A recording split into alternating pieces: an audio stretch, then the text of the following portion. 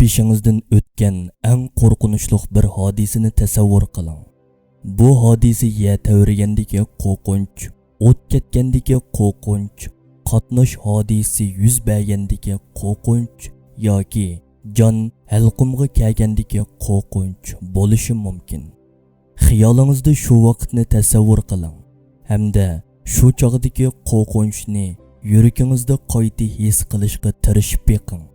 Amdi mundoq o'ylab beqing.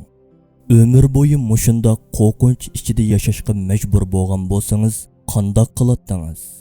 Bu hayot siz uchun qanchalik qiyin ham chidag'usiz bo'lar edi. Shundoq bo'lgan ekan, ajaba hozirga qadar qalbimizga ato qilingan bu xotirjamlik tuyg'usi uchun shukr qilib boqdikmi?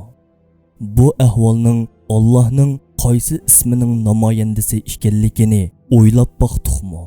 Holbuki Alloh har narsa o'zining zidi bilan toniladi degan mantiqi bo'yicha bu ne'matni his qilishimiz uchun ba'zi kishilarni bu ne'matdan mahrum qiladi.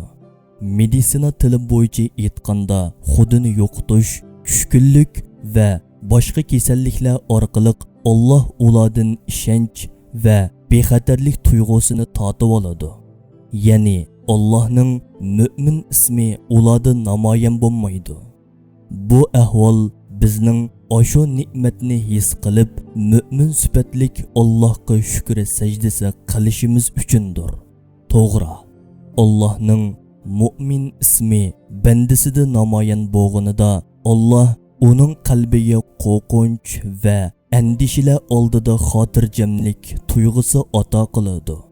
Agar bu ismning namoyandasi ozroq vaqt bizdan tortib ilinsa edi, qo'rqinch va andishalarning hujumi bilan aqlimizni yo'qotib, dunyo bizga ma'naviy jahannam bo'ladi. Undaqda xotirjamlik tuyg'usi katta bir ne'mat va Allohning Mu'min ismining bir namoyandasidir.